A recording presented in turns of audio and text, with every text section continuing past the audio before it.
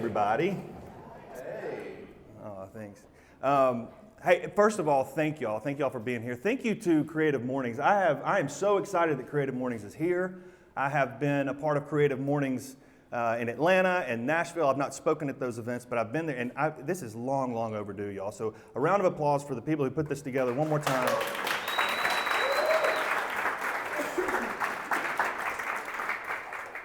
Thanks. And I'm also very grateful to what must have been 6 or 8 people who said no to speaking today so that I could be up here. Otherwise, I'd be out there with you people, and this is pretty cool. I am going to talk today about several things, but first, you need to understand that 30 minutes is a long time to fill, right? 30 minutes is a lot. There's a lot of content that goes into 30 minutes. And so in preparation for this and trying to figure out, as I was nervous and trying to figure out, what am I going to talk about for 30 minutes, I read a book about public speaking. And, it was actually an Instagram story that said, but it was really good. It was really good. It said, the number one thing you need to know in public speaking is you need to know your audience, right? You need to know your audience. And all I knew about this audience is it's called Creative Mornings. And so as I'm trying to figure out how to fill up this 30 minutes that I've got, I think that we can take some time and just start over here and just introduce yourselves. And you got 5 to 7 seconds. We'll go around, and it'll allow me to fill up the rest of the time. I'm just kidding. I am going to talk about 3 things today.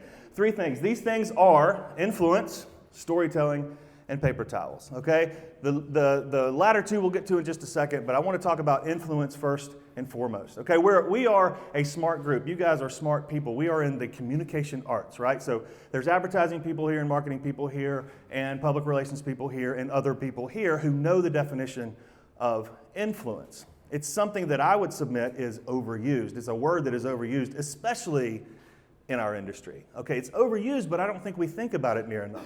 Okay, so we're gonna think a little bit about influence today and what that really, really means. So in preparation for that, I'm going to define the word influence, and for this I used Funk and Wagnall's dictionary. Okay, anybody familiar with Funk and Wagnall's dictionary? I don't have anything against Webster's dictionary, but Funk and Wagnall's is the coolest resource book name in the history of the world, and so I used Funk and Wagnall's. Okay, so Funk and Wagnall's defines influence as this. Thanks. Funk and Wagnall's defines influence as this: the capacity to have an effect on the character, development, or behavior of someone or something. Okay? That makes sense, right? You also probably surmised that before I defined it for you. But the capacity to have an effect on the character, development, or behavior of someone or something. I'll tell you how cool Funk was. Funk did this when he defined the word influence. He switched up the letters a little bit. And advertising is also the capacity to have an effect on the character, development, or behavior of someone or something, right? Do we agree? Yes. Yeah, okay. Guess what? He kept going. He said marketing is also the capacity to have an effect on the character, development, or behavior of someone or something. And then he just kept going over and over and over. Public relations. Writers. We got any designers in the house? We got designers. Guess what? You have the capacity to have an effect on the character, development, or behavior of someone or something. If you have a family, if you're a student, the point here is that everything, right? Everything, we have the capacity to have an effect on the character, development, or behavior of someone or something, okay? My chosen way of seeking influence has been advertising. For 20 years, I have been seeking influence through advertising. My search for influence has taken me from Birmingham to Atlanta, to Birmingham, to Nashville, back to Birmingham, Greenville, South Carolina, Nashville, Tennessee, Birmingham, Atlanta, and now I'm back in Birmingham. Thank you.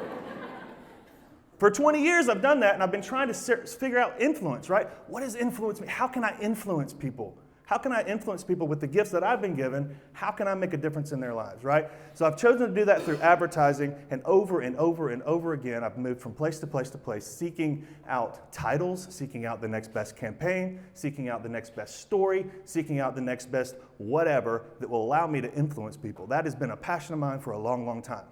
Okay, it took me all over the Southeast. Well, as I have been seeking influence as a writer, trying to write and get people to do something or buy something or believe something or invest in something or please buy this thing, I have realized that advertising can basically be broken down to do 2 different things.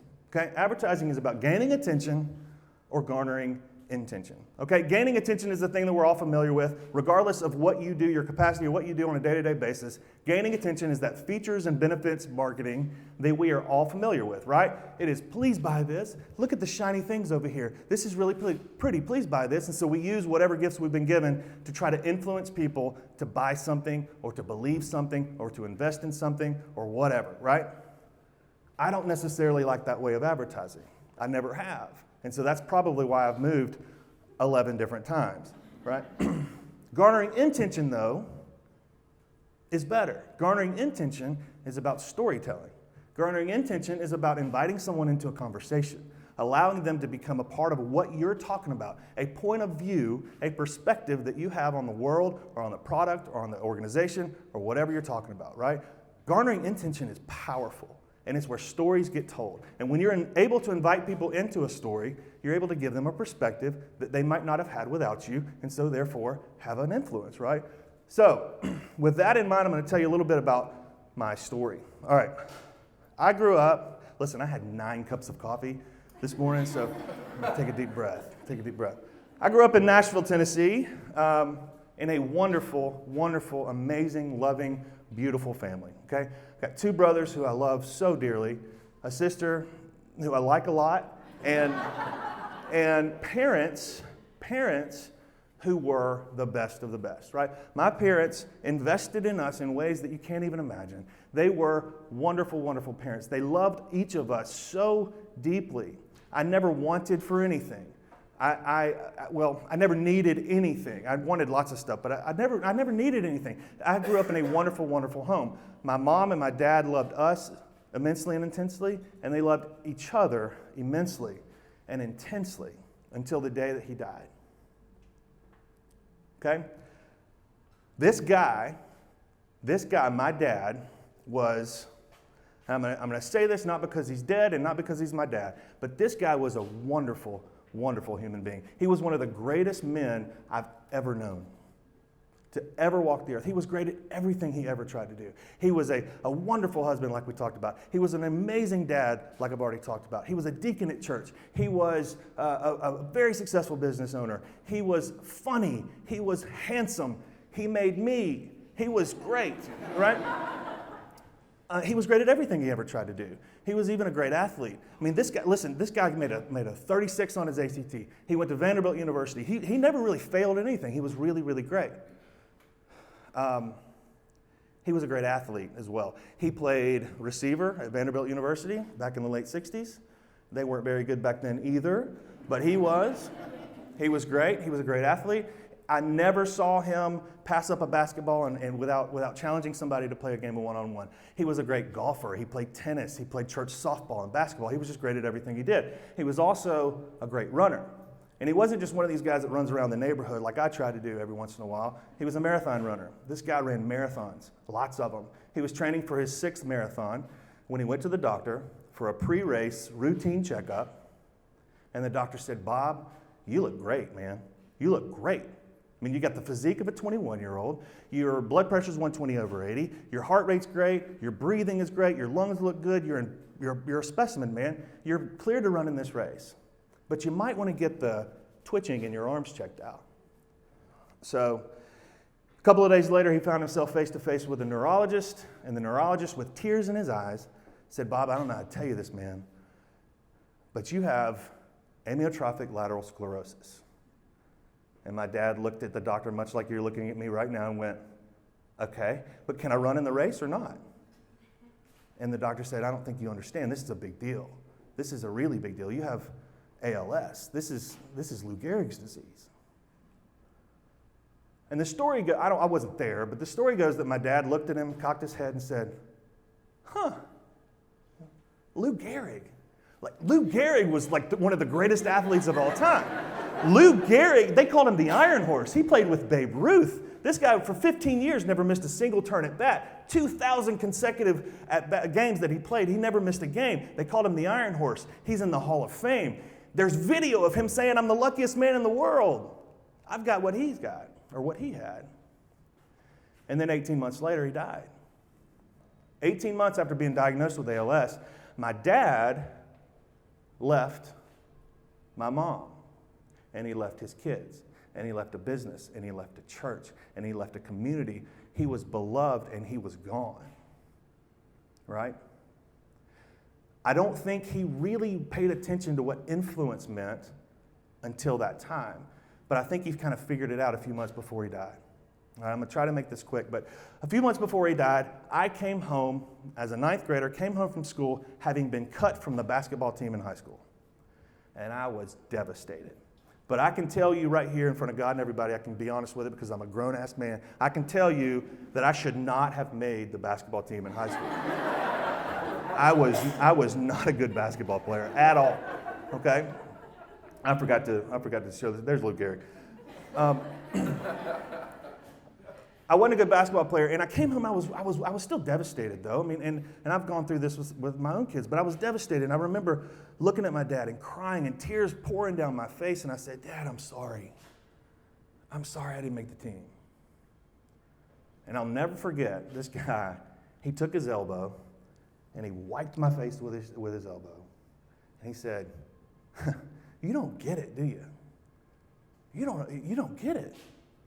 He said, I'm the one that's sorry. He goes, do you not know that there's nothing you can do on a basketball court to make me love you any less? And there's nothing you can do on a basketball court to make me love you any more. He said, you're my son. You're perfect. You're perfectly and wonderfully made. You're beautifully and wonderfully made. You're my son. You're my perfect son. You're a great friend. You're a great son. You're a great brother. That's what matters. That's what it's all about. Don't worry about basketball. It's just a game. You're fine. And I rolled my eyes and went to bed, right? And went to bed, and as the tears were drying on my face, my dad did something pretty remarkable. He wheeled himself to the kitchen table in my house, and he painstakingly wrote me a note. And he had to write this note. He scribbled this note with his left hand because the disease had taken his right hand from him. So he scribbled this note with his hand, and then he wheeled himself down the hallway, taped the note to my door so that I'd find it the next morning. And that's what I did. Here's what the note said. It said, hey, buddy, today is going to be a great day. It's your day. No one and nothing can make your day anything other than you want it to be. If the weather calls for rain, decide now that you'll enjoy being wet. If the test score is low, work hard to make sure the next one's higher. If treated unfairly for something, smile and be thankful for the many things you've not been caught for. Attitude is everything. Today is not yet anything. So fill it with laughter. All right? All right. My dad did not mean to change my life when he wrote me that note.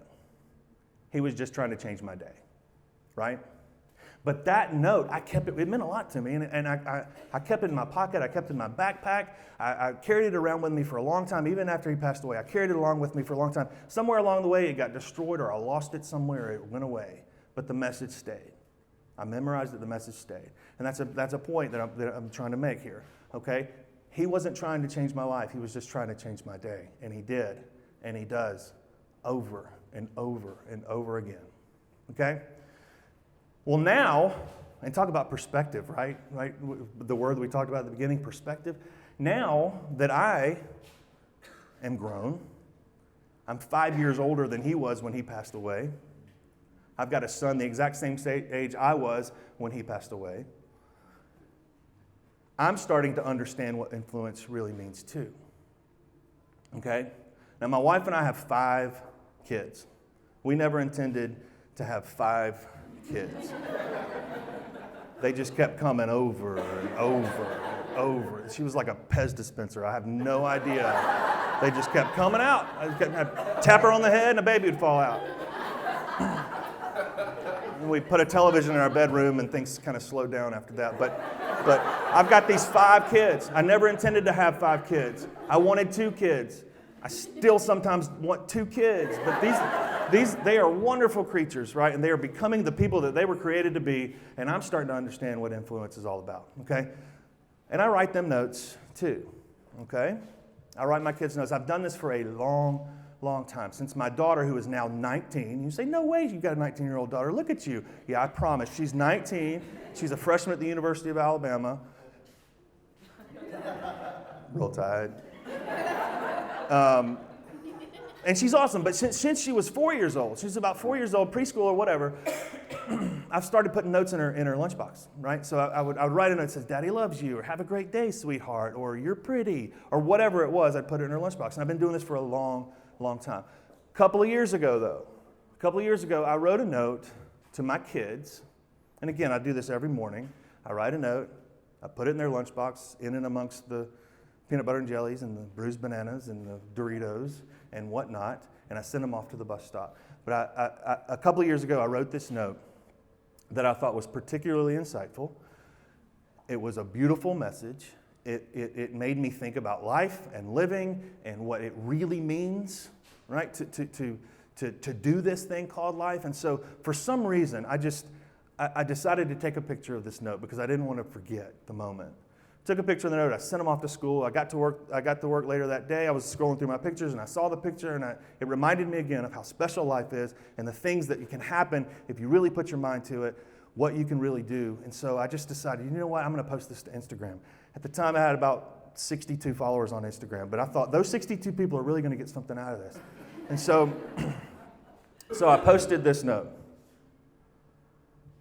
It says, remember, every time you smile, a mean kid gets diarrhea. It's special, right? It's special.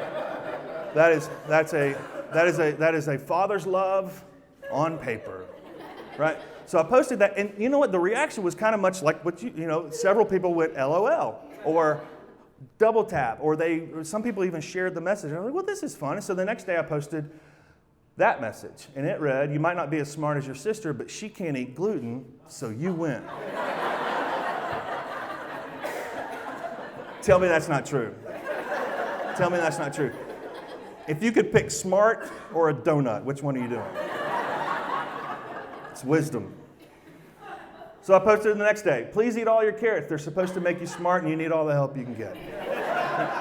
So these notes, lovingly written to my kids, each day I started posting these messages and people started liking them over and over and over, and they were sharing them over and over and over, and I went from 62, or 67 is what I said, 67 followers to 112, right? And so I was like, well, this is cool. People like these. So I kept posting them. I said, I hope you enjoy your lunch because Mom is cooking dinner. It's another 1 out of every 5 kids in the U.S. will commit a crime by the time they turn 18. I'm putting all my money on your brother. It's a safe bet. It's a safe bet. My 12-year-old's something else. This one, Mom went to the grocery store last night. You owe us $364.27. Enjoy your lunch. So again, I started posting these things, and it was pretty remarkable. It was almost embarrassing because people started liking them and laughing at them and sharing them. I was getting messages from people I don't even know saying, hey, I love that note. It was really good. That was a really cool note. Or I got messages from people I do know saying, hey, my sister's cousin's father-in-law posted one of your stupid notes on Instagram. He lives in Kansas. I didn't even know they had the internet in Kansas, but they liked these notes, and so I kept posting them. The black spots on your banana are kind of like battle scars. You're about to eat a very, very brave banana. Sometimes in life we have to make tough decisions, so I ate all of the cookies. Again, posting these things, and a couple of hundred followers went to a couple of thousand followers.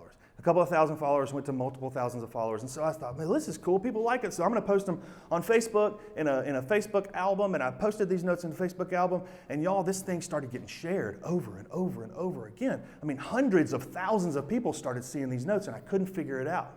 People were blogging about these things. I was getting email messages from people saying, hey, I use your notes in my classroom to help inspire or encourage or make my kids laugh. And I was like, are you freaking kidding me? Did you not see yesterday's? I put the word poop on a napkin, and I couldn't figure it out, okay? People were, like I said, blogging about this. Woman's Day magazine did an article about these napkin notes and this napkin notes dad from Birmingham. And listen, I've always been pretty popular with the women, but nobody's ever written an article about it. So I kept posting them. I was like, this is really cool. It became a game. This is probably the most important thing you're going to see all day. It says, do not ever trust a toot the day after taco night. I'm not kidding. There's nothing more tweetable than that quote because it's true. I know you know I'm right. Okay? Sometimes our biggest mistakes can turn out to be our greatest blessings. Your sister, for example. I was posting these and people started liking it. And again, I dare say they went viral because I don't like that word. But I mean, I'm posting napkins on Instagram and I've got 9, 10, 11, 12,000 people following and liking these things on a day-to-day basis. And I couldn't figure it out. Now remember what I started talking about at the beginning. For 20 years, I've been trying to influence people. For 20 years, I've been trying to use my words. I've sweat blood over paragraphs. I have spent weeks on a headline. And I write diarrhea on a napkin, and 100,000 people could see it.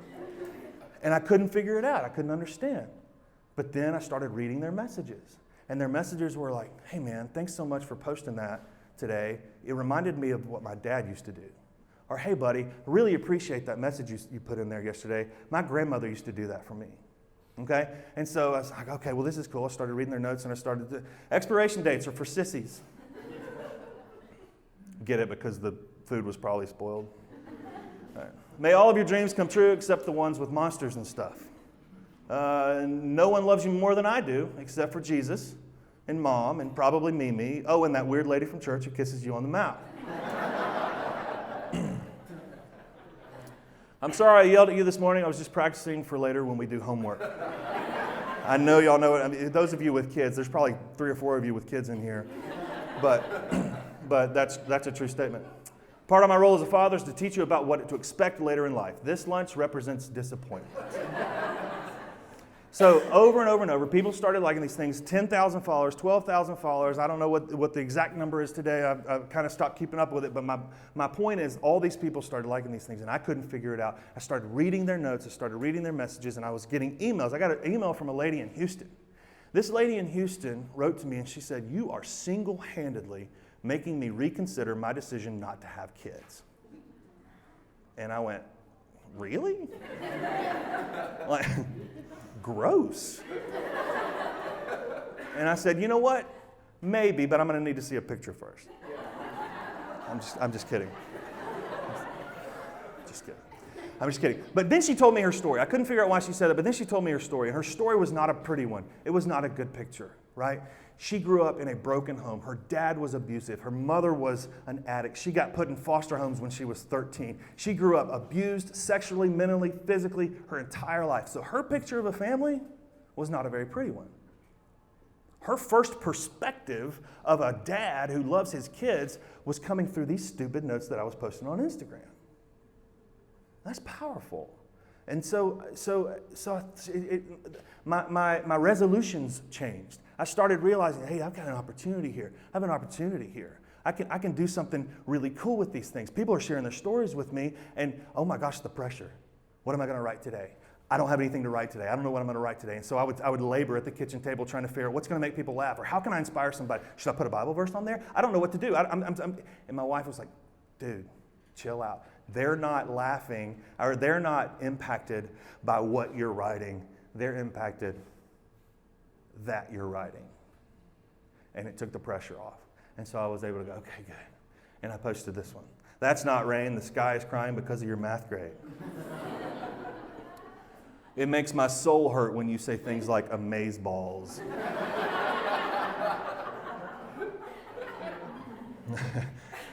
I love you even though you still say library.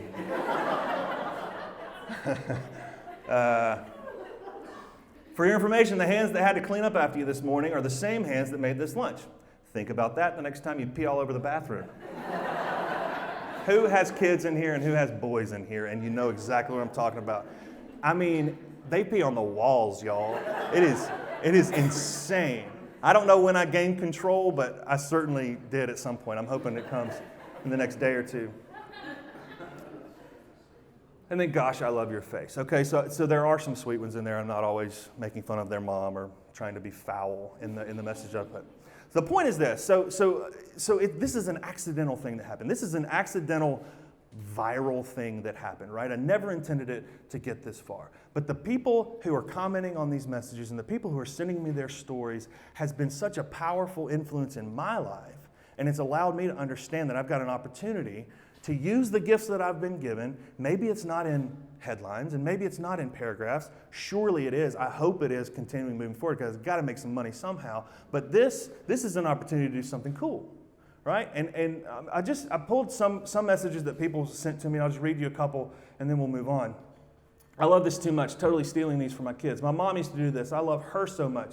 Put these in a book. Every dad in America will thank you. Please never stop doing this. People like you make life way more fun like it should be. This one caught me off guard and made me tear up. Thanks for the unexpected feelings, blank hole.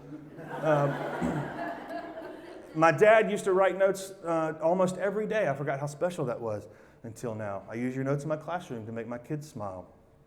Over and over and over. I mean, hundreds and hundreds of people sharing their stories with me. These are just excerpts. My son goes to school with your kids, and he looks forward to your notes every day. Never thought about that in a million years if that would happen. Parenting advice is the best. This is the dumbest thing I've ever read, and I love it. Thanks for being a good example. A pastor out of South Carolina wrote, "Follow and then steal" from W.R. Ivey if you love your kids. A pastor telling his flock to steal was funny to me.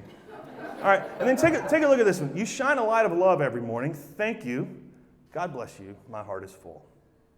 All right, I do care, but regardless of what your belief system is, regardless if you are a Jew or a Gentile, if you're a Catholic, if you're a Protestant, if you're a Baptist or even Episcopalian, it shouldn't, if you're an atheist, if you're agnostic, it shouldn't matter. This should be the goal every day, right?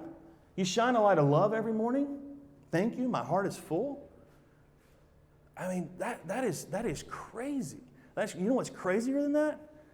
You want to see the message she wrote that to? Let me let you see this real quick. I put a little poop on a napkin, and I shine a light of love every morning. Thank you. God bless you. Well, you are welcome, crazy lady from Kansas. I still didn't really understand. Yeah, okay, that was supposed to come earlier. Sorry, I couldn't understand. I got an email. I think this is what's next. Yeah, I got an email from a hero. He is a hero of mine. This guy has been a mentor both creatively and spiritually and otherwise. He's just a great mentor, great guy. He said, "Billy, this napkin thing is going to matter to your kids. It must be a pain some days, but it doesn't matter if it's funny or witty or creative. They're going to know that you started every day trying to find a new way to say I love you. It's going to matter because you showed up." All right? That nailed it for me. That put everything into perspective. It put everything into perspective. It gave me a new vision for what this thing could be. But what really helped me figure out what this thing could be was a friend of mine from Chick-fil-A. I was blessed. I'm so blessed to have worked with Chick-fil-A corporate in Atlanta for about 4 years, and one of those 7 or 8 times I lived in Atlanta, I worked with Chick-fil-A. And I still have lots of friends there. I still have lots of contacts there. And so one of my friends, his name is Jay. Jay gave me a call sometime in May, I think. And he called me and he said, "Hey man, I love what you're doing. I love the fact that these napkins have kind of sort of taken off accidentally. This is really cool. I'm here. You know, I see things in my feed all the time for other people. It's really special. Hey, what are you going to do this summer?" I went, I don't make my kids lunches in the summer. I don't even know if my kids eat in the summer. Like, they got Xbox and they're done, right? And so, man, I don't know. I guess maybe I can just stop for the summer, take the summer off. And he said, "No, that's not good enough. I'm not going to allow you to do that. See you, Satina." So disappointed.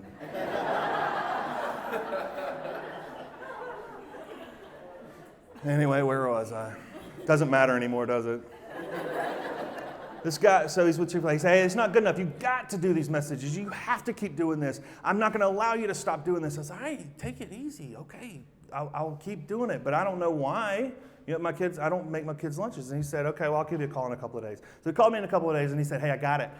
The Chick-fil-A Foundation," which is, of course, the foundation of Chick-fil-A, we do something really special in the summers. So in the summers, the Chick-fil-A Foundation partners with people like Girls and Boys Club of Atlanta and Action Ministries and some of these other ministries throughout the city of Atlanta to provide free lunches to kids who are on free lunch programs at school. So he educated me on something. You guys may not know this. Some of you probably know this and are painfully aware of this. But kids who are on free lunch programs at school God bless them. God bless the government for that, that helps them get food at school, right? But during the summer, unless they're part of a program, unless they go to Boys and Girls Clubs, unless they are part of some summer camp or whatever, some of them might not eat. And that was devastating to me to hear. So what Chick-Fil-A Foundation does is they partner with these different groups who identifies these kids who need free lunches, and they provide free lunches to these kids. And he said, wouldn't it be neat if we could put a napkin note in all of these kids' lunches? And I said, oh man, that is amazing. That's really cool. Like, can I write diarrhea on a napkin in that? And he's like, no, you're going to have to probably edit yourself a little bit. I was like, crap. All right. I said, yeah, man, I'll do this. I think this will be fantastic. And he said, okay, cool. We need 300 notes by Monday.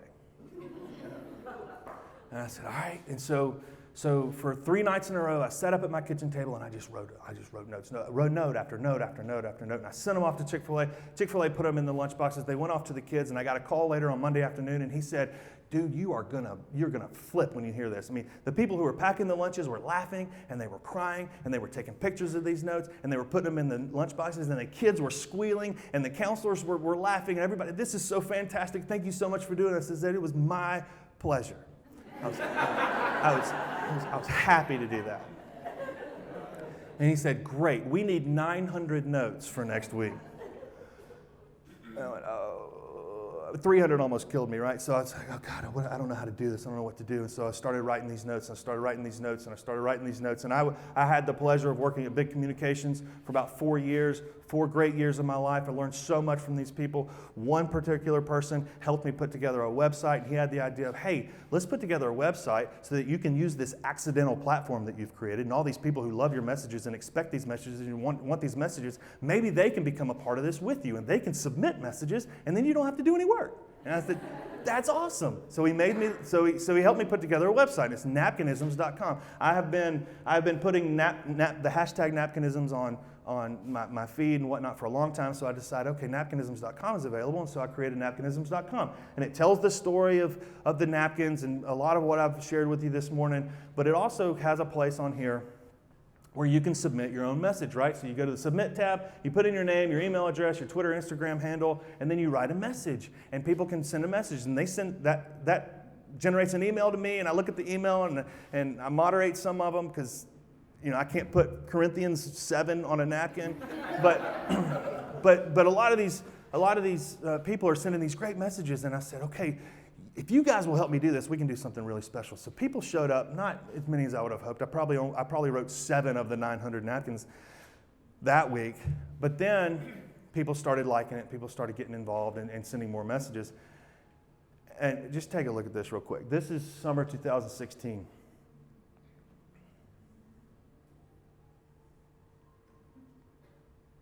There's more coming.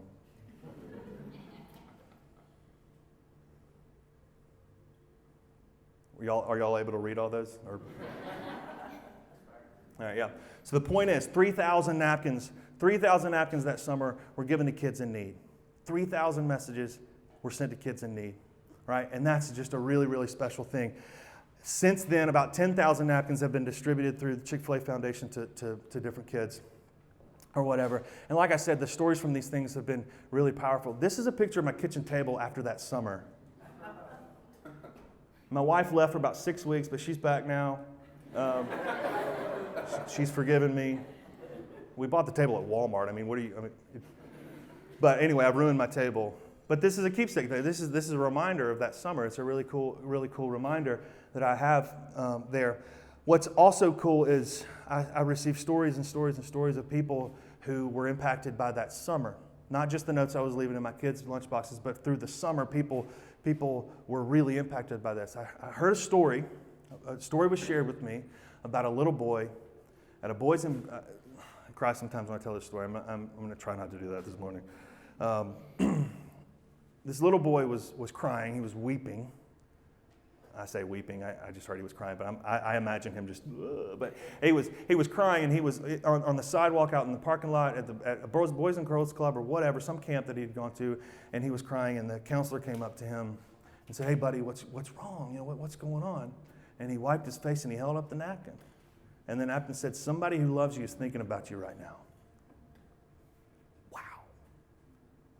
Wow. Listen, I never intended to change that kid's life.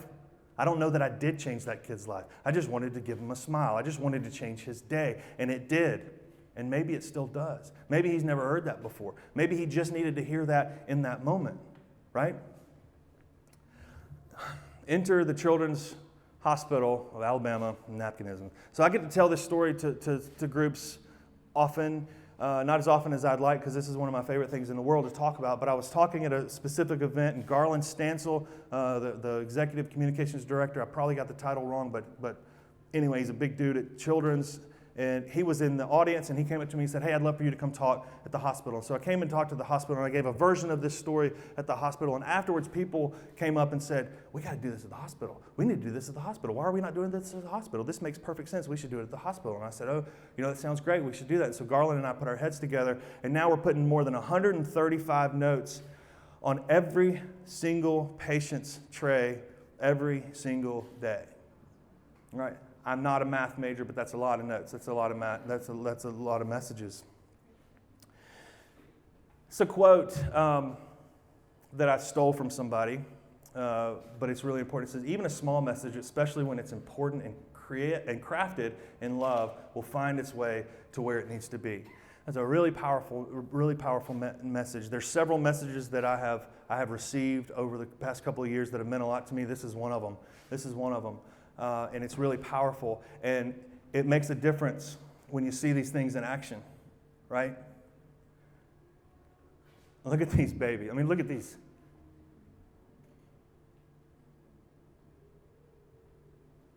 I don't know what they think.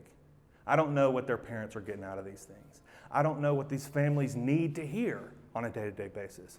I just know that I have an opportunity to speak into it, right? I have an opportunity to give someone a perspective that they might not have. These kids are going through unspeakable things.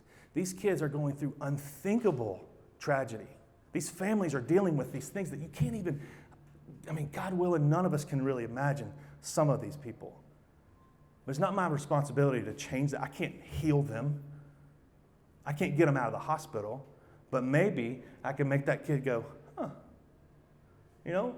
I bet you can't say I'm awesome 50 times before lunch is over. I wonder how many kids did that and what kind of difference it made in those kids' life. It's not my responsibility to take care of that, but I have an opportunity to do something special every day, and so do you. So you may be saying, oh, gosh, what in the world? This is Creative Mornings. I'm in advertising. He's gone on forever. What does this have to do with me? And I would submit that it has everything to do with you. I would submit that there is no better industry, there is no better group of people to hear a message of hope, to hear a message and to see that you don't have to do something grand to do something great. Of course some of us are going to change the world. Of course some of our creative and some of our paragraphs and some of the accounts and the campaigns that we work on are going to change perspectives and change the world. But the fact of the matter is you don't have to do something grand to do something great. You just got to do something. You just got to be intentional about it. And what better group of people to be so intentional with the gifts that you've been given. My gosh, the creative power in this room is ridiculous. We have an opportunity to do something really special. You could write stupid crap on a napkin, or you can go back to your office and say, what can I do? What can I do? How can I be intentional today to make somebody smile, to give them a perspective that everything's going to be okay, to tell them what really matters to them and in their life, and so on. That's all I got. Thank you all for listening. I appreciate it so much. I'm so thankful for everybody here.